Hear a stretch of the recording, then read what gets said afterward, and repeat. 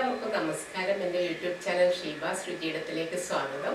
വേനൽക്കാലമാണ്, നല്ല ചൂടുള്ള സമയമാണ്. അപ്പോൾ നമ്മൾ ധാരാളം വെള്ളവും ജ്യൂസും കുടിക്കുന്ന ഒരു സമയവും കൂടിയാണ്. അപ്പോൾ ഇന്ന് നമുക്ക് നല്ല ടേസ്റ്റി ആയിട്ടുള്ളൊരു ജ്യൂസ് ഉണ്ടാക്കി നോക്കാം.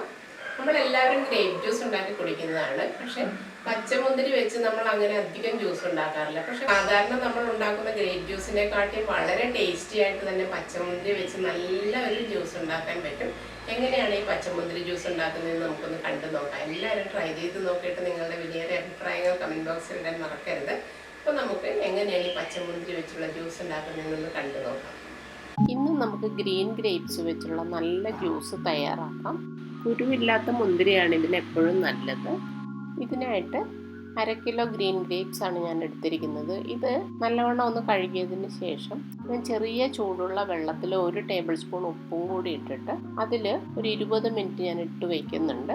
ആ പെസ്റ്റിസൈഡ്സിൻ്റെ എഫക്റ്റൊക്കെ ഒന്ന് കുറയാൻ വേണ്ടിയിട്ടാണ്. അതിനുശേഷം അത് നല്ല വെള്ളത്തിൽ നല്ലവണ്ണം ഒരു 5-6 പ്രാവശ്യം കഴുകിയെടുക്കണം. പിന്നെ നമുക്ക് വേണ്ടത് പുതിനയില, ഇഞ്ചി, ലെമണിൻ്റെ പകുതി, ഷുഗർ ആവശ്യത്തിന്, സോൾട്ട് ഒരു പിഞ്ച് മതി, തണുത്ത വെള്ളം വേണം, ഐസ് ക്യൂബ്സ് വേണം. നമുക്ക് ഇതെല്ലാം കൂടി മിക്സിയിലിട്ടൊന്ന് ബ്ലെൻഡ് ചെയ്തെടുക്കാനുണ്ട്. മിക്സി ജാർ എടുത്തതിന് ശേഷം വൃത്തിയാക്കി വെച്ചിരിക്കുന്ന മുന്തിരി ഇട്ട് കൊടുക്കാം. അതിലേക്ക് ചെറിയൊരു കഷ്ണം ഇഞ്ചി ചെറുതായിട്ടൊന്ന് അരിഞ്ഞിടണം. വളരെ ചെറിയൊരു കഷ്ണം മതി. പിന്നെ 1/2 ലെമണിൻ്റെ ജ്യൂസ്, 3-4 പുതിനയില. പുതിനയിലയും ഇഞ്ചിയും ഒക്കെ ഓപ്ഷണലാണ്. പിന്നെ ആവശ്യത്തിന് പഞ്ചസാര. നല്ല മധുരമുള്ള മുന്തിരി ആണെങ്കിൽ കുറച്ച് പഞ്ചസാര ഇട്ടാൽ മതി. ഹെൽത്ത് വൈസ് ശ്രദ്ധിക്കുന്നവരാണ് അങ്ങനെ പഞ്ചസാര ഇടേണ്ട കാര്യവുമില്ല. ഒരു നുള്ളു ഉപ്പും കൂടി ഇടാം. എപ്പോഴും ഉപ്പും കൂടി ഇടുമ്പോഴാണ് അതിന് കറക്റ്റായിട്ടുള്ള ഒരു ടേസ്റ്റ് വരുന്നത്.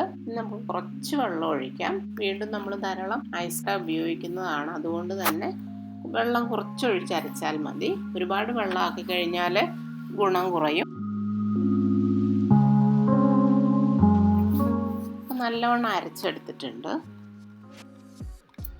ഇനി ഇതൊന്ന് അരിച്ചെടുക്കണം.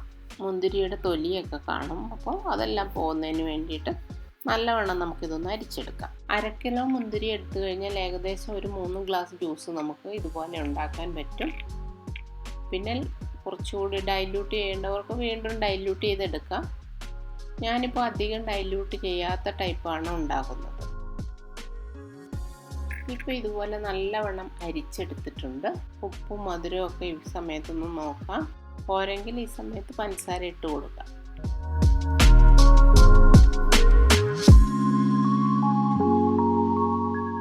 ഇനി നമുക്കിതൊരു സെർവിങ് ഗ്ലാസ്സിലേക്ക് മാറ്റാം.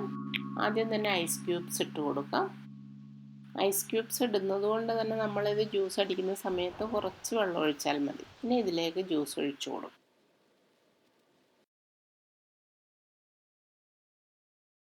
ഒരു ഗ്ലാസ് ജ്യൂസും കൂടി ബാക്കിയുണ്ട്. ഇനി 1/2 കിലോയാണ് ഞാൻ മുന്തിരി എടുത്തത്. ആവശ്യമുള്ളവർക്ക് കസ്കസ് ഒരു 1-2 മണിക്കൂർ കുതിർത്തിയതിന് ശേഷം അതും കൂടി ഇതിലേക്ക് ഇട്ട് കൊടുക്കാവുന്നതാണ്. അപ്പോൾ കുറച്ചുകൂടി ഹെൽത്തി ആയിട്ടുള്ളൊരു ജ്യൂസായി മാറും.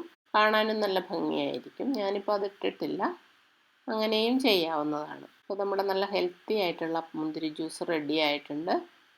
ഗസ്റ്റൊക്കെ വരുമ്പോൾ ഉണ്ടാക്കി കൊടുക്കാൻ പറ്റിയൊരു ജ്യൂസാണിത്. എല്ലാവരും ഒന്ന് ട്രൈ ചെയ്ത് നോക്കിയിട്ട് നിങ്ങളുടെ അഭിപ്രായങ്ങളൊക്കെ കമൻറ്റ് ബോക്സിൽ ഇടുക. എൻ്റെ ചാനൽ ആദ്യമായിട്ട് കാണുന്നവരാണെങ്കിൽ സബ്സ്ക്രൈബ് ചെയ്യണം, ഷെയർ ചെയ്യണം.